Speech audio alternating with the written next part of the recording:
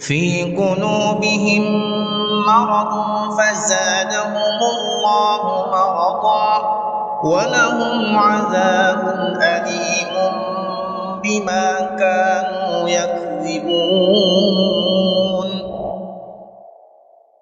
بسم الله الرحمن الرحيم. الحمد لله رب العالمين، والصلاة والسلام على رسول النبي الكريم وعلى آله وصحبه أجمعين. يقول الله تبارك وتعالى في محكم التنزيل وهو أصدق القائلين بعد أعوذ بالله من الشيطان الرجيم: يا أيها الذين آمنوا اتقوا الله حق تقاته ولا تموتن إلا وأنتم مسلمون. اللهم صل على محمد وعلى آله وصحبه وسلم. اللهم علمنا بما ينفعنا وانفعنا بما علمتنا وزدنا علما وارزقنا فهما. Assalamualaikum warahmatullahi wabarakatuh. Alhamdulillah, Bapak, Ibu, dan sekalian, kita akan selalu dan senantiasa memuji Allah Subhanahu wa Ta'ala dengan memperbanyak kalimat Alhamdulillah sebagai bentuk pengakuan kita bahwa nikmat Allah Subhanahu wa Ta'ala sangat banyak dan selalu terlimpah kepada kita sekalian. Juga sekaligus pengakuan bahwa kita sangat lemah dan selalu membutuhkan pertolongan atau inayah dari Allah Subhanahu wa Ta'ala. Kita memuji Allah Subhanahu wa Ta'ala dengan berbanyak hamdalah. Mudah-mudahan dengan itu semua kita mendapatkan penjagaan dari Allah Subhanahu wa Ta'ala dari bala musibah dan bencana, sebagaimana penjelasan ulama kita mengatakan bahwa ada 3 penolak bala. Salah satunya adalah setelah doa, salah satunya adalah banyak-banyak bersyukur kepada Allah Subhanahu wa Ta'ala berdasarkan firman Allah Subhanahu wa Ta'ala, la in syakartum la azidannakum. Kalau kalian pandai bersyukur, maka kami akan tambah nikmat kami kepada kalian. Benang merahnya bahwa tidak mungkin bencana dan nikmat turun bersamaan. Maka semakin sering seseorang bersyukur, dan itu artinya nikmat akan banyak melimpah, itu artinya bala itu akan menghindar. Kemudian Bapak Ibu jamaah sekalian, kita tidak lupa juga bersalawat kepada junjungan Nabi kita sallallahu alaihi wasallam. Mudah-mudahan salawat-salawat kita ini mendapatkan balasan dari Rasulullah sallallahu alaihi wasallam sesuai dengan janjinya, man aktsara alayya salatan halat lahu syafaati yaumal qiyamah. Barang siapa yang memperbanyak salawatnya kepadaku, maka dia berhak mendapatkan syafaatku nanti pada hari kiamat. Barang siapa memperbanyak salawat, maka insyaallah dia mendapatkan jaminan untuk mendapatkan syafaat dari Rasulullah sallallahu alaihi wasallam. Bapak Ibu jemaah sekalian, insyaallah pada kesempatan subuh ini kita sama-sama pelajari 2 atau 3 hadis Rasulullah sallallahu alaihi wasallam, dan mungkin di antara beberapa hadis ini sudah pernah kita dengarkan. Yang pertama, Rasulullah sallallahu alaihi wasallam mengatakan kepada para sahabatnya, ayyukum yuhibbu an yabluwa kulla yawmin ila bathan siapakah di antara kalian yang suka untuk berpagi-pagi setiap hari menuju sebuah tempat bernama Bathan, fayatiya binaqataini qaumawaini fi ghairi ithmin wala qati'a rahim, yang setelah dia sampai di tempat itu dia mendapatkan hadiah berupa 2 ekor onta yang sangat mahal yang didapatkannya tanpa harus melakukan dosa dan pemutusan silaturahim atau melakukan permusuhan. Faqulna ya Rasulullah kulluna nuhibbu dzalik. Maka kami, kata para sahabat, kami semua suka yang seperti itu. Pergi ke sebuah tempat setiap hari berpagi-pagi mendapatkan hadiah 2 ekor unta yang mahal. Maka Rasulullah sallallahu alaihi wasallam mengatakan, afala yaqdu ahadukum ilal masjid, tidakkah di antara kalian mau berpagi-pagi setiap hari, berpagi-pagi maksudnya bersegera menuju masjid, fayu'allim, lalu sesampainya dia di masjid dia mengajar, au yaqra ayataini min kitabillah, atau dia membaca 2 ayat dari kitab Allah Subhanahu wa taala, dan sungguh itu lebih baik daripada sekedar mendapatkan 2 ekor unta. Bapak Ibu jamaah sekalian, hadis ini mungkin pernah kita sebutkan di masjid kita ini, tapi ada beberapa pelajaran yang perlu kita ulang. Bahwa yang pertama, hadis ini memberikan pelajaran tentang kemuliaan menuntut ilmu dan mengajarkannya. Jadi itu yang pertama, dan sangat jelas betapa mulianya kita ke masjid menuntut ilmu secara umum dan mengajarkannya. Atau kita membaca Al-Quran, sekedar mampir di masjid untuk membaca minimal 2 ayat. Dan ini sebenarnya angka 2 ayat memberikan penjelasan. Yang penting ada yang kita baca, dan tentu sangat hanya mustahil ada yang datang sekedar datang baca 2 ayat, atau yang paling 2 ayat boleh sebagaimana hadis. Padahal sebenarnya angka ini disebut untuk sebagai angka minimal, bahwa yang penting ada dibaca, kita sudah mendapatkan pahala yang besar di sisi Allah Subhanahu wa taala. Dari sini Bapak Ibu jamaah sekalian memberikan petunjuk yang lain, bahwa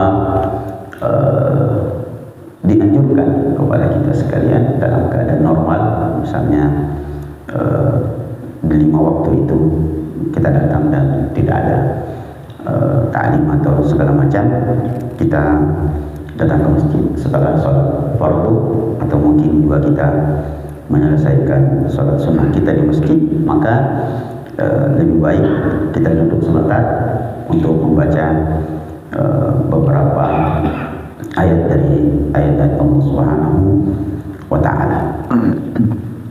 Itu hadis pertama. Hadis kedua disebutkan an Abi Umamah radhiyallahu anhu anin Nabi sallallahu alaihi wasallam qala man ghada ila al-masjid la yuridu illa ay yata'allama khairan aw yu'allimahu kana lahu ka ajri hajjin ta'ammatin hajjatih. Rawahu Tabrani bi isnadin la ba'sa bih. dari Abi Umamah radhiyallahu anhu dari Nabi sallallahu alaihi wasallam, beliau bersabda, man ghada ilal masjid, barang siapa yang berjalan menuju masjid, yang perjalanannya menuju masjid itu la yuridu illa ayyata'allama khairan, yang dia menuju masjid selain tentu untuk melaksanakan kewajibannya, jika itu berada pada waktu untuk melaksanakan kewajiban berupa salat, dia menuju masjid tidaklah kecuali untuk yata'allama khairan, untuk menuntut ilmu, mempelajari kebaikan tentang agama ini, au yu'allimahu, atau dia datang memang untuk mengajar, maka dia mendapatkan pahala kana lahu ka ajri hajjin tamatin hajjatin, maka dia mendapatkan pahala seperti pahala haji yang sempurna. Hadis ini diriwayatkan oleh Imam At-Tabrani dengan sanad yang dalam istilah ahli hadis la ba'sa bih. Kalau dibilang la ba'sa bih berarti kalau skor sekolah itu lulus 60, ya pas 60. Alhasil Bapak Ibu jamaah sekalian, dua hadis yang pertama ini memberikan petunjuk kepada kita sekalian bahwa sebaiknya ya menuntut ilmu itu yang paling afdal adalah di masjid, dan ini didukung oleh beberapa penjelasan ulama-ulama terdahulu, ulama-ulama salaf. Saya agak lupa disebutkan dalam kitab apa oleh salah seorang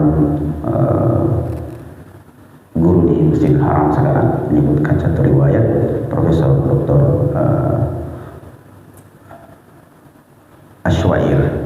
Beliau mengatakan didapatkan satu riwayat dari beberapa ulama salaf yang sampai kepada tabi'in, mereka mengatakan la tazalu hadhil ummah fi khair, umat ini akan selalu berada dalam keadaan baik madamu yata'allamu fil masjid, selama mereka menuntut ilmu, mengambil ilmu itu di masjid.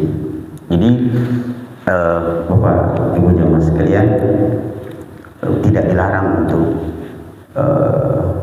mungkin majelis taklim di rumah, di tempat-tempat yang lain, tetapi dari sisi keberkahan dan sisi kebaikan itu teksnya, nasnya lebih banyak kalau dilakukan di masjid. Ini bukan mengecilkan majelis taklim yang dilakukan di tempat selain masjid, tapi memang masjid jauh lebih berberkah, itu maksudnya. Di rumah tentu tidak mengapa dan sangat baik, tetapi dia semakin jauh dari model dan keadaan masjid, maka semakin jauh keberkahannya, ya. Dan bisa kita bayangkan dan mungkin kita dapatkan sendiri beberapa tempat-tempat yang biasa dipakai pengajian, kita rasakan keadaan yang lebih baik itu di dalam masjid. Hadis yang berikutnya, Bapak Ibu jemaah sekalian, mohon maaf ini mungkin sedikit agak panjang, mungkin sampai 10 menit. Wa an Abi Hurairah radhiyallahu anhu, dari sahabat yang mulia Abi Hurairah radhiyallahu anhu, qala Rasulullah sallallahu alaihi wasallam. Sahabat yang mulia Abi Hurairah radhiyallahu anhu mengatakan, Rasulullah sallallahu alaihi wasallam bersabda, inna mimma yalhaqul mu'min min amalihi wa hasanatihi ba'da mautihi, sesungguhnya ada beberapa amalan yang akan didapatkan oleh seorang mukmin, balasannya dari amalannya dan kebaikannya setelah kematiannya adalah Jadi kalau kita terjemahkan bebas berdasarkan beberapa riwayat yang lain, ada beberapa amalan yang mungkin secara umum disebutkan sebagai amalan yang masuk dalam kategori amal jariyah, yang pahalanya, kebaikannya, balasannya disegerakan sejak orang itu dimasukkan ke dalam kubur. Yang pertama adalah ilman 'allamahu wa nasyara. Jadi pekerjaan pertama, kebaikan pertama, yang kebaikan ini akan sesegera mungkin didapatkan balasannya di dalam kubur adalah ilmu yang kita ajarkan kepada manusia dan kita sebarluaskan. Yang kedua, wa waladan salihan taraka, dan anak yang soleh yang ditinggalkannya. Dua ini biasa kita dengar. Yang ketiga, au mushafan warathahu, atau mushaf yang diwariskannya. Dalam beberapa penjelasan, mushaf yang diwakafkannya. Dari sini Bapak Ibu sekalian, kita jelaskan satu-satu. Ilmu sangat jelas, sering kita dengar. Yang kedua, anak yang soleh. Yang ketiga, mushaf yang diwariskan atau diwakafkan. Dari sini Bapak Ibu sekalian, bahwa benda yang sangat baik menjadi warisan kita sekaligus diwakafkan itu adalah Quran atau mushaf.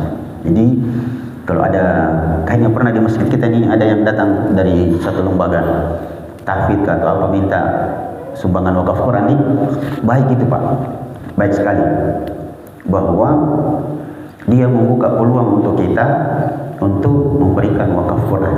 Jadi baik lewat mereka atau biasanya beli sendiri lalu diwakafkan di masjid. Saya ingat sampai sekarang kayaknya Pak, di Saudi itu, terutama di Madinah, itu jamaah haji dan banyak juga orang Sulawesi.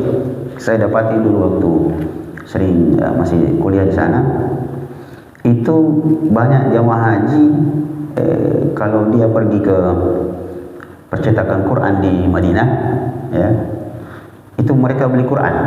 Jadi saya biasa antar jamaah haji atau jamaah umroh dibawa ke percetakan. Apalagi sekarang Pak, ini kalau tidak salah 2019, yang saya tahu 2019 itu sekarang sudah enak. Kalau kita pergi umroh lalu dibawa ke percetakan Quran, ibu-ibu juga sudah masuk, sudah bisa masuk di percetakan. Dulu tidak, dulu bapak-bapak saja yang masuk, laki-laki, yang perempuan kadang cuma di tokonya, yang di situ nanti banyak orang beli Quran. Nah, sekarang sudah bagus, sudah bisa masuk ke dalam. Jadi ibu-ibu juga sudah bisa lihat percetakan Quran yang luar biasa itu di Madinah, yang kalau saya tidak salah itu orang dalam mengatakan alat-alat percetakannya itu semua dari Jerman. Itu mencetak Quran 8.000 eksemplar dalam 1 jam, luar biasa. Alhasil ibu-ibu itu biasa beli Quran. Saya pernah tanya ibu-ibu, kenapa beli Quran? Nah, ada aja sebentar didapat, dibagikan. Bilang itu 1 Ustaz, saya mau beli Quran, itu saya mau sumbangkan, wakafkan ke masjid. Saya bilang, ke masjid mana? Nah, bilang ke Masjid Nabawi. Jadi luar biasa memang pikirannya orang-orang kampung kita ini. Beli Quran itu karena dia paham betul bahwa bersedekah atau mewakafkan Quran itu pahalanya besar. Yang lebih hebat lagi karena dia wakafkan di Masjid Nabawi. Saya pernah dialog sama beberapa ibu-ibu karena saya guide-nya. Saya bilang, kenapa di Masjid Nabawi Bu? Atau di Masjidil Haram? Nah, dia yang cetak Quran, itu Qurannya banyak sekali. Bahkan ibu kalau mau tidak dapat Quran, yang penting ada kertas tadi, situ ada stempelnya, stempel masjidnya. Saya mintakan Quran, nah kasih ke 2 kotak. 1 kotak itu isinya sampai 25. Iya. Kalau Bapak Ibu yang pernah ke Tanah Suci di Masjid Nabawi, kalau Bapak datang dari belakang, kalau kiblat dari sini, di belakang itu dekat Hotel Hilton, itu Babul Majid namanya. Kalau kita dari belakang di pintu 32, karena pintu perempuan itu kalau saya tidak salah dimulai pintu 35 perempuan, pintu perempuan. 32 itu Bapak masuk baru belok kanan, nanti ada di situ ruangan khusus besarnya kayaknya sebesar ini. Itu isinya kebanyakan Quran yang dibawa dari percetakan untuk dibagi-bagi. Dan ada sebagiannya justru wakafnya orang, sumbangannya orang. Karena sumbangan itu kalau kita sumbang, saya bilang sama ibu, kalau kita menyumbang Quran di masjid ini Bu, Masjid Nabawi nanti, itu Quran tak justru dibawa keluar, justru disumbangkan keluar, orang-orang minta. Tetapi jawaban yang sangat baik dari mereka, dia bilang, kan besar pahalanya kayaknya memang Ustaz, karena pertama Quran, kemudian yang kita tempati menyumbang adalah Masjid Nabawi. Alhasil intinya adalah bahwa menyumbangkan Quran atau mewakafkan Quran, ya, ini pahalanya sangat besar. Jadi itu yang berikutnya. Yang 1, 2, 3, 4, au masjidan banahu, atau masjid yang dibangunnya. Berdasarkan sabda Rasulullah yang lain, Rasulullah mengatakan, man bana masjidan banallahu lahu baitan fil jannah. Barang siapa yang membangun masjid, maka Allah akan membangunkan baginya istana di dalam surga. Au baitan libnis sabil, atau membangun rumah untuk Ibnu Sabil. Ibnu Sabil kalau di Saudi saya lihat persis itu salah satu anggota majelis ulamanya Saudi Arabia, sudah meninggal beberapa tahun lalu, Syekh Abdullah bin Jibril. Itu bikin hotel, ada hotel tapi tidak terlalu mewah, itu untuk rumah singgah untuk mahasiswa atau siapa saja yang tidak punya uang untuk sewa hotel, dia bisa tinggal di situ. Nah, kalau kita di sini mudah-mudahan termasuk rumah yang dibangun untuk Ibnu Sabil adalah yang banyak-banyak dibangun oleh pengurus masjid. Jadi alhamdulillah, seperti di sini ada kamar untuk imam, dan itu termasuk, ya, mudah-mudahan itu termasuk dalam kategori, ya, pengurus masjid menyiapkan rumah untuk imam atau muadzin, yang itu pahalanya sangat besar. Apalagi rata-rata yang jadi imam atau jadi muadzin itu ya mahasiswa, ya, dan itu sangat besar pahalanya. Apalagi kalau kita bisa saudara-saudara kita yang punya rumah kos-kosan, ada satu kamar khusus untuk, ya, mahasiswa yang tidak punya tempat tinggal. Kalau zaman dulu itu sangat jelas, karena rata-rata yang datang dari jauh itu, ya, sekolah di IAIN dulu, sekarang UIN namanya. Au nahran ajra, atau sungai yang dialirkannya, dalam riwayat yang sangat jelas, atau sumur yang dibuatnya. Ini pahalanya sangat besar, dan dia akan dapatkan langsung pahalanya di dalam kuburnya. Au sadaqatan, au sedekah, atau sedekah yang disedekahkannya dari hartanya, fi sihhatihi wa hayatihi, dalam keadaan sehat. Rawahu Ibnu Majah bi isnadin hasan wa Ibnu Khuzaimah. Hadis ini diriwayatkan oleh Ibnu Majah, ya, dengan sanad yang hasan, juga oleh Ibnu Khuzaimah. Sebelum kita pindah ke satu poin, di ujung hadis ini mengatakan atau sedekah atau harta yang disedekahkannya ketika dia berada dalam keadaan sehat.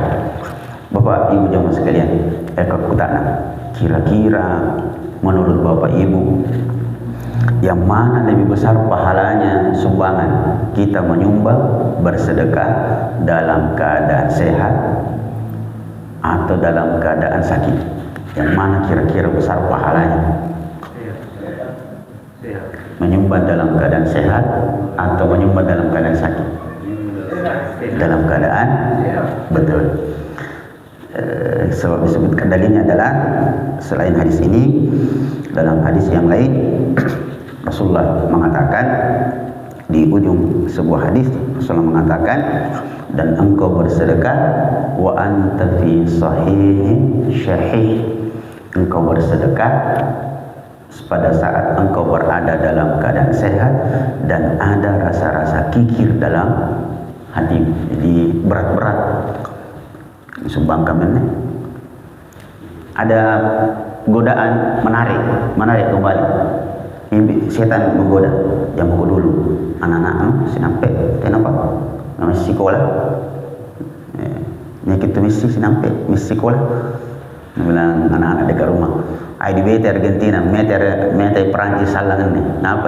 Kami mesti sekolah. Nampak pemain Perancis, ada satu orang jenis Ponto di situ. Ada keturunan jenis Ponto, Usman Dembele, Nasamberin, Usman Dembele. Alhasil bahwa ya ketika kita ingin mengeluarkan harta ini untuk disedekahkan dalam keadaan sehat, ada rasa-rasa ingin menundanya, ingin menariknya kembali atau menundanya, maka itu lebih besar pahalanya dibandingkan ketika orang bersedekah dalam keadaan sakit. Dalilnya adalah dalam beberapa penjelasan, sebab orang yang sakit biasanya dia bersedekah memang ada tujuannya yang lain. Misalnya karena dia ingin bertabarruk, mengambil berkah dari sedekahnya supaya cepat sembuh. Adapun orang dalam keadaan sehat, itu biasanya keinginannya masih banyak. Maka ketika dia bersedekah, maka disitulah besar pahalanya. Bapak Ibu jemaah sekalian, izinkan saya 2-3 menit lagi. Dari semua yang kita baca tadi, hadis tentang amalan yang pahalanya sesegera mungkin didapatkan ketika seseorang mati dan dimasukkan ke dalam kuburnya, semua ini atau minimal 2 di antara 3 di antaranya itu biasa dikenal sebagai amal jariyah. Amal jariyah. Ada satu hal yang perlu kita jelaskan sedikit, menyambung bincang-bincang kita sebulan yang lalu di luar sambil makan basang kalau saya tidak salah, atau bubur kacang hijau begitu, bahwa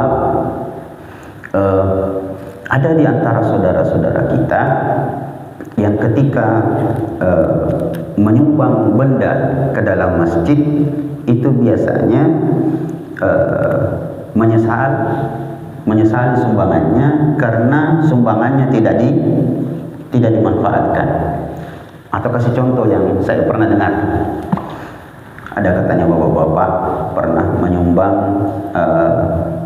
mimbar di satu masjid. Sekalinya mimbarnya belum beberapa bulan, ternyata mimbarnya tidak dipakai, dijual dan diganti dengan mimbar yang lebih bagus, ya, karena ada sumbangan dari orang yang lebih besar sumbangannya. Akhirnya bapak ini mengatakan, tidak mau menyumbang saya di situ deh, tidak dipakai. Kenapa merasa bahwa tidak dipakai? Apa alasannya? Karena dia merasa bahwa kalau tidak dipakai berarti tidak jalani pahalanya. Inilah yang perlu kita jelaskan, Bapak Ibu jemaah sekalian, tentang amal jariyah itu. Apakah sebenarnya yang dimaksud amal jariyah itu? Apakah amal jariyah itu berhenti pahalanya kalau tidak digunakan? Nah, ini sangat perlu untuk dijelaskan secara panjang lebar, sebab hampir semua kita memahami memang bahwa seperti itu. Kita tahu di Masjid Raya itu ada satu tiang, di situ tidak dibongkar ketika renovasi Masjid Raya, ya, karena merasa bahwa kalau tidak ada itu ya tidak ada yang bekas dan tidak ada yang pahalanya. Nah, Ini pemahaman tekstual, sangat-sangat tekstual yang dipahami oleh sebagian kaum muslimin. Sempat juga terjadi di masjid di sebelah, di Sero, Masjid Al-Amri. Itu ada bapak kasihan, belum satu tahun sumbangannya membuat plafon dibuat, itu dia beli puluhan juta itu bahannya untuk belum 1 tahun kalau misalnya dibilang. Itu datang muhsinin, donatur yang lebih besar, dibongkar itu masjid. Dia bilang, Cina ini gak pahala yang digunakan mana ceritaan. Kenapa? Karena sudah tidak dipakai lagi. Nah, alhasil jawabannya, Bapak Ibu jamaah sekalian, jangan makin khawatir kalau sumbangan tadi itu kemudian suatu saat sudah tidak dipakai lagi, ya, entah karena terjadi renovasi dan juga memang karena umurnya sudah lama, ya, dan harus diganti. Begitu juga dengan yang lainnya, bahwa saudara sekalian, Allah Subhanahu wa taala berfirman dalam surah Yasin ayat 12. Allah Subhanahu wa taala mengatakan, "Inna nahnu nuhyil mauta wa naktubu ma qaddamu wa atharahum wa kulla syai'in ahsaynahu fi imamin mubin." Itu ayatnya sangat jelas supaya kita tidak perlu khawatir dengan sumbangan-sumbangan kita. Allah Subhanahu wa taala mengatakan, "Inna nahnu nuhyil mauta." Sesungguhnya kamilah yang menghidupkan semua yang telah mati. Wa naktubu ma qaddamu, dan kami tetap akan mencatat semua yang telah dilakukan berupa kebaikan-kebaikan oleh manusia. Wa atharahum, dan sini stresinya, dan semua bekas-bekasnya. Wa atharahum, semua ada bekasnya itu tetap tercatat. Wa kulla syai'in ahsaynahu fi imamin mubin, dan segala sesuatunya kami simpan di sebuah tempat yang sangat jelas, yaitu ada di Lauh Mahfuz. Dia tercatat dengan baik sebagai catatan pahala. Jadi kalau ada bapak-bapak pernah menyumbang karpet, ya, lalu kemudian karena tua tidak dipakai, tidak ada masalahnya, itu sudah jalan pahalanya. Pertama sudah jalan pahalanya, sudah tidak apa-apa, dan insya Allah dia akan terus sampai kita meninggal dunia.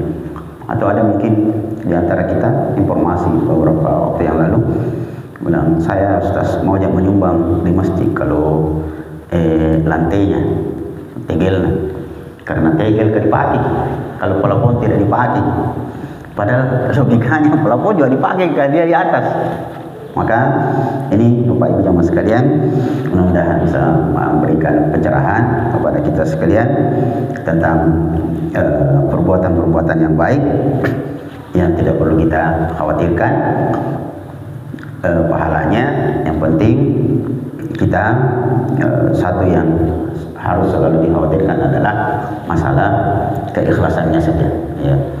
Keikhlasannya nanti menentukan bobot pahalanya, dan juga tentu sangat menentukan diterima atau tidaknya. Mudah-mudahan ini Bapak Ibu jemaah sekalian sekali lagi bisa memberikan pengetahuan kepada kita sekalian, dan mudah-mudahan bisa kita sebarkan kepada saudara-saudara kita yang lain, dan ini masuk dalam kategori mengajarkan kebaikan kepada orang lain.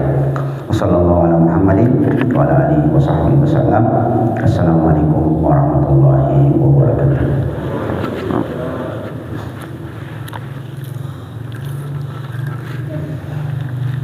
Ada yang perlu kita diskusikan? Silakan.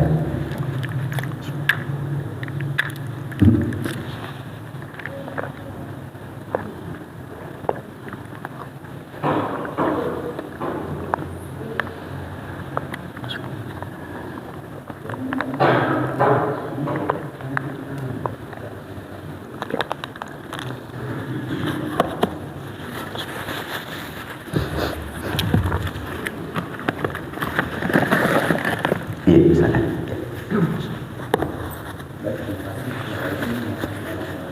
Waalaikumsalam warahmatullahi wabarakatuh.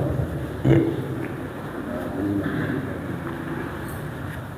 Sampaikan ada dua hal yang mungkin perlu saya tanyakan, minta pandangan seperti apa. Yang pertama terkait mengajar. Iya. Mengajar salah satu bagian dari pekerjaan. Iya. Kita tahu dari zaman Papua sampai sekarang pekerjaan cuma 3. Tani, menjual, jasa. Iya. Yang membedakan kalau sekarang kan tinggal variasi pekerjaan. Saya menitik beratkan dalam hal jasa. Iya.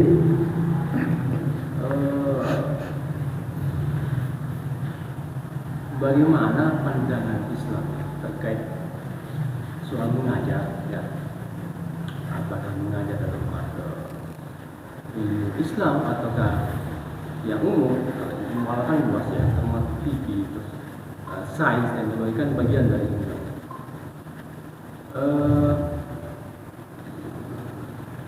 Mengajar tapi seolah dikomersialkan, gitu kan? Bagaimana pandangannya? Kalau secara pribadi, kalau saya kan kayak pekerjaan lain, kayak jadi PNS, saya tekankan sama keluarga terdekat anak saya, kalau mau cari rezeki, kan saya jangan jadi PNS. Niatnya kalau mau cari rezeki, jadi PNS jangan. Tapi kalau niatnya mau mengabdi, ya boleh silakan.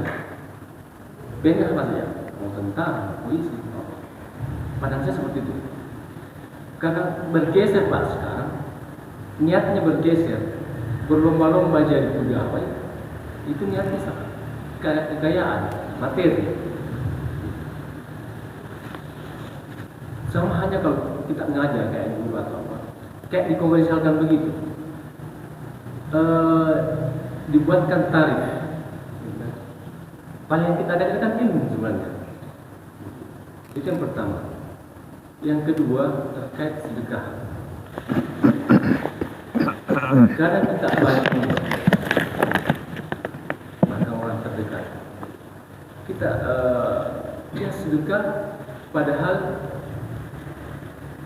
untuk dirinya sendiri itu sudah susah, gitu kan? Tapi kita melihatnya ini orang berkecukupan. Pasal kita minta tolong selalu ada saja, gitu kan? Kita tidak tahu orang yang kita minta tolong ini sebenarnya dia bantu kita, dia minjam juga sih sebenarnya. Karena prinsipnya dia rezeki tidak tertukar dan Allah tidak akan menyia-nyiakan gitu. Sama seperti tadi di sekolah ya. Kita punya anak sekolah juga. Tapi kita tetap sedekah. Bahkan pembiaya sekolah anaknya kita sedekahkan untuk biaya sekolahnya orang lain misalnya, datang minta tolong, kasihan kan Reno, mau sekolah, mau membayar apa segala macam, bantu saya dong. Jadi bantulah. Orang ini tidak tahu kalau kita punya anak juga mau ini. Tapi prinsipnya dia bahwa rezeki anak saya tidak akan lari, Allah sudah tentukan. Nah, bagaimana pandangan Islam terkait ini? Apakah ini orang tak lewat-lewat atau bagaimana? Gitu. Baik. Karena ada ayat mengatakan bahwa bantu orang, tapi ingat juga dirimu. Gitu kan, ingat juga dirimu seperti itu. Baik. Baik.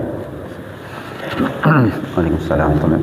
Bismillah, alhamdulillah, wassalatu wassalamu ala rasulillah wa ala alihi wa sahbihi wa man wala.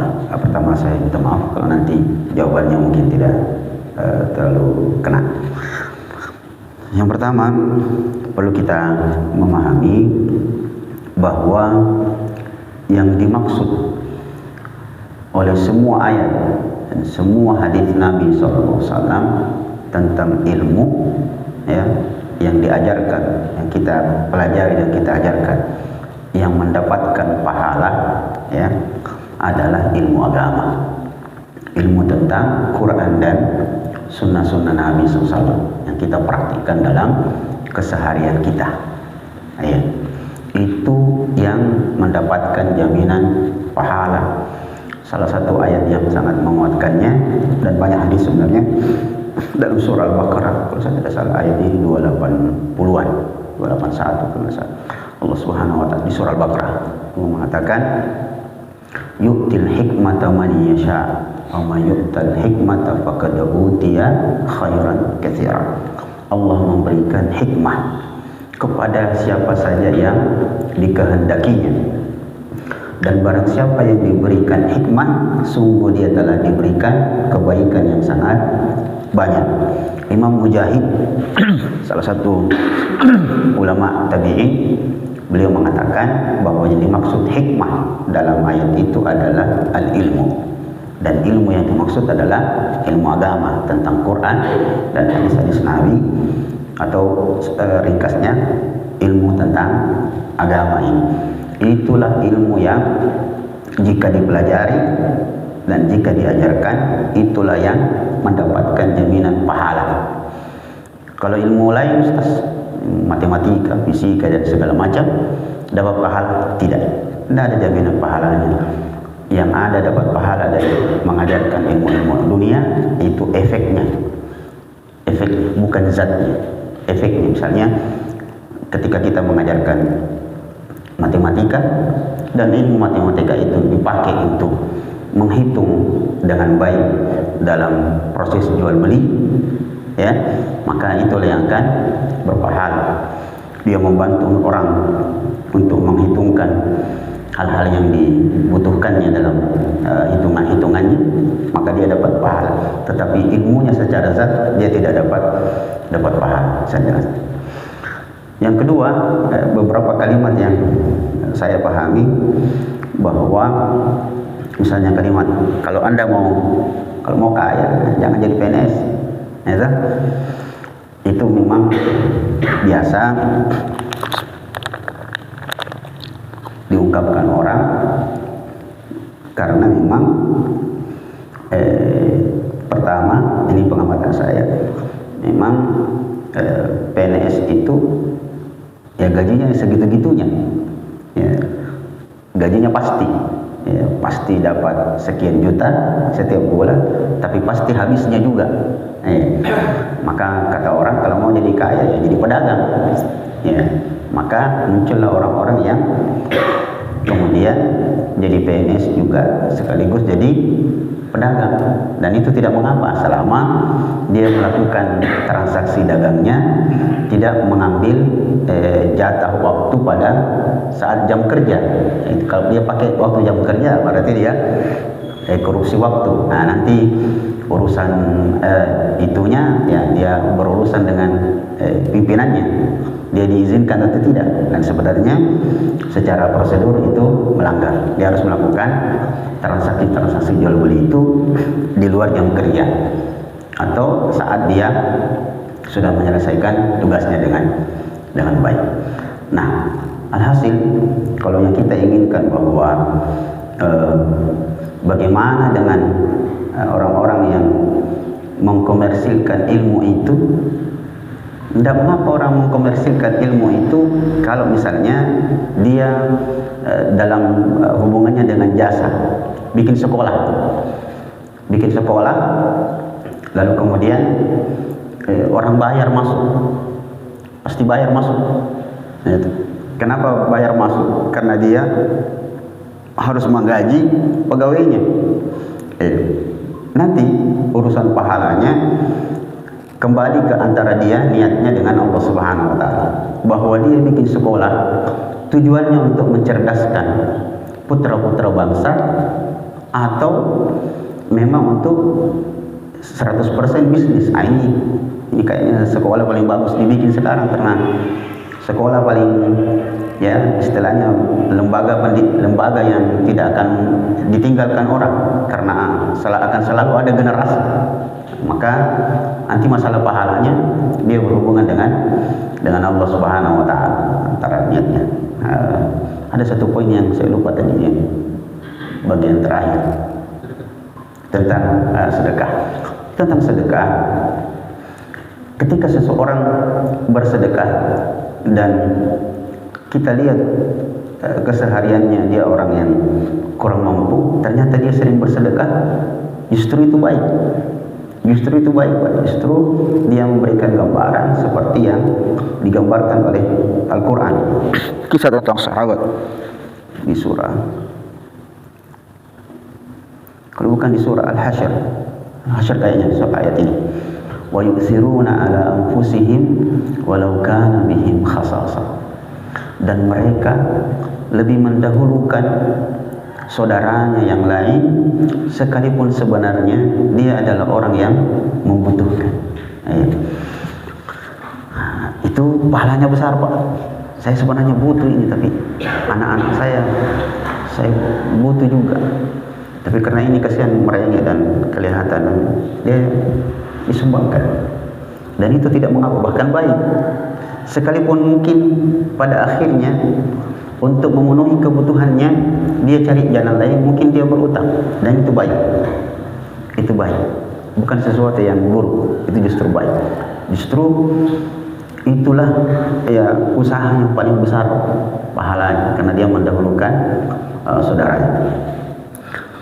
Saya pernah diceritakan oleh guru saya, pernah dengar ceramah-ceramah yang berkisah tentang karomah, Pak. Karomah, setelahnya orang itu punya kemampuan begini dan begitu. Guru saya pernah cerita bahwa dia punya teman itu pernah dipenjara, entah tuduhan yang benar atau tidak, dia dimasukkan penjara. Hebatnya, semua teman-temannya dalam sel itu sering cerita bahwa orang itu, temannya Ustaz saya itu, kalau malam itu, orang kan semua dalam sel, dia katanya jalan-jalan saja, itu besian, dia buka begitu saja, jalan seperti biasa, dia hidup kayak orang bebas. Alhasil, Ustaz saya bilang, itu kemungkinan adalah balasan Allah Subhanahu wa Ta'ala akan kebaikan-kebaikannya. Kenapa? Saya cerita kelebihan orang itu, temannya itu, yang dalam penjara sangat dihormati oleh sesamanya narapidana, bahkan sipir-sipir penjara itu baik sekali sama dia. Jadi dia hidup seperti biasa saja, kayak pejabat. Kalau tidak, dia orang miskin. Kelebihannya katanya, itu temannya Ustaz, dia bilang, itu kalau orang datang ke rumahnya, datang berziarah, bertamu, itu dia praktekkan betul seperti yang dilakukan oleh Nabi, ya, dan seperti Nabi Ibrahim. Nabi Ibrahim itu kan diceritakan bahwa tidak satu pun orang yang berziarah, bertamu ke rumahnya Nabi Ibrahim kecuali pasti dia potongkan kambing, karena Nabi Ibrahim pengembala kambing dan banyak kambingnya. Artinya teman ini, katanya teman Ustaz, dia bilang kalau orang datang di rumahnya bertamu, dia kasih dia pelayanan yang istilahnya puak-puak lagi orang makan, dan orang kaget-kaget. Ini deh, kalau dilihat rumahnya penghasilannya tidak seberapa, tapi kalau melayani tamu, penghargaannya kepada tamu itu luar biasa, kemungkinan besar karena kelapangan dadanya itu dia mendapatkan balasan dari Allah Subhanahu wa Ta'ala. Jadi nanti Bapak kalau lihat ada orang yang seakan-akan memaksakan dirinya, ya, tapi dengan keyakinan tadi bahwa rezeki tidak akan tertukar, betul. Ada 3 yang tidak akan tertukar: rezeki, jodoh, dan kematian. Dia tahu persis kemana alamatnya. Jadi keyakinan itu baik sekali, yang perlu kita sama-sama pelajari, dan kita harus semakin yakin bahwa tena itu istilahnya, tenanya istilah nilai cita wabuna orang Makassar, Pak. Kan biasa ada orang itu ada kisah dan banyak, dan ini kenyataan. Masa ada orang pulang ke rumahnya dodong batu di pasar kan, balu-balu, pulang ke rumahnya dodong. Dia bilang istrinya, "Kenapa nak dodong kamu atau motor balu-balu?" Ada pace sumpah deh, harusnya nakil aku ngasih muku barang-barangku tenajar. Ngapa nilai cikan Laci dia kan. Kata tidak ada istilah laci sebenarnya dalam agama kita. Kata tidak tak ada. Kalau kita yakin bahwa kalau bukan rezeki kita tidak didapat, biar apa namanya pontang-panting orang jungkir balik. Kalau bukan rezeki tidak didapat, tidak didapat. Maka orang seperti itu bagus keyakinannya itu. Tidak akan lari. Jadi tidak ada istilah ai pacce sentala akan dilacik. Tidak ada, dia jalan seperti biasa. Karena Allah sudah bilang rezeki itu bukan di sini, rezeki di langit. Abis sama'i rizqukum wa ma tu'adun, dan di langit rezeki. Jadi kalau kita lagi setengah mati dicari lalu tidak didapat, maka jangan khawatir, tidak diambil orang itu. Dan betul, tidak salah alamat, dia masih ada di atas, dia cuma belum turun. Makanya ada Ustaz Mubalik akhir zaman ini itu mengajarkan doa, ya Allah berikanlah rezekiku, kalau dia jauh dekatkanlah. Itu dia begitu. Itu sebenarnya hasil analisa seperti itu. Jadi bagus itu, Pak. Jadi jangan khawatir. Orang yang punya keyakinan seperti justru sangat baik bahwa rezeki tidak akan kemana-mana. Itulah sebabnya terakhir ada perkataan salah seorang ahli tafsir di Mesir, namanya Syekh Mutawalli Sya'rawi. Beliau kayaknya mengutip juga dari ulama terdahulu. Beliau mengatakan begini, "Lau kana rizqu", seandainya rezeki itu yajri ala az-zakat, seandainya rezeki itu berjalan ekuivalen, lurus, dan apalagi bahasa Indonesia ekuivalen itu beriringan dengan kecerdasan kita, maka pastilah binatang yang bodoh itu tidak akan mendapatkan rezekinya. Artinya rezeki itu tidak ada hubungannya dengan kecerdasan, Pak. Tidak ada. Rezeki itu dari Allah Subhanahu wa Ta'ala. Tapi ada orang biasa membantah, dia bilang, tidak Ustaz, bergantung sama rezeki, sama kecerdasan. Kan jawaban pebaluk-baluk kan tentu lebih banyak gajinya profesor kan. Itu berarti lebih orang cerdas itu banyak rezeki. Oh tidak, itu penghasilan, bukan rezeki. Dia masih Pak, dan bisa kita buktikan di lapangan juga. Yang mana lebih kaya, Pak? Yang mana lebih kaya? Pedagang yang rata-rata tamatan SMA paling banter dibandingkan dengan profesor guru besar ekonomi. Yang mana lebih kaya? Lebih banyak pedagang yang tamatan SMA daripada profesor. Padahal dia profesor bidang ekonomi. Kenapa? Karena rata-rata profesor itu memang pintar, dia tahu teorinya. Tapi semakin banyak teori dia pakai, semakin ragu-ragu dia berdagang. Itu profesor banyak sekali pikirannya. Kalau dikasihkan, ditawari berdagang, dia bilang, kalau modalnya sekian, untungnya cuma sekian. Kalau kita begini, resikonya bisa begini. Akhirnya karena terlalu banyak teorinya, kena danggang. Coba itu Pak pedagang di pinggir jalan atau pengusaha-pengusaha itu yang tamat SMA, dia tidak peduli itu yang teori-teori gitu. Pokoknya coba saja. Dicoba tidak berhasil, coba lagi, akhirnya berhasil. Maka kesimpulannya, alhamdulillah, ya, kita harus banyak-banyak belajar tentang agama kita ini. Kita bersabar untuk selalu mendapatkan informasi dari petua-petua Rasulullah dan wejangan-wejangan Allah dalam kitab suci kita Al-Quran. Dan semoga kita semakin yakin bahwa apapun kebaikan yang kita telah lakukan, insya Allah itu akan kita dapatkan balasannya di sisi Allah Subhanahu wa Ta'ala. Mudah-mudahan bermanfaat. Wassalamualaikum warahmatullahi wabarakatuh. Subhanakallahumma rabbana wa bihamdik, asyhadu an la ilaha illa anta, astaghfiruka wa atubu ilaik. Subhana rabbika rabbil izzati amma yasifun, wa salamun alal mursalin, walhamdulillahi rabbil alamin. Assalamualaikum warahmatullahi wabarakatuh.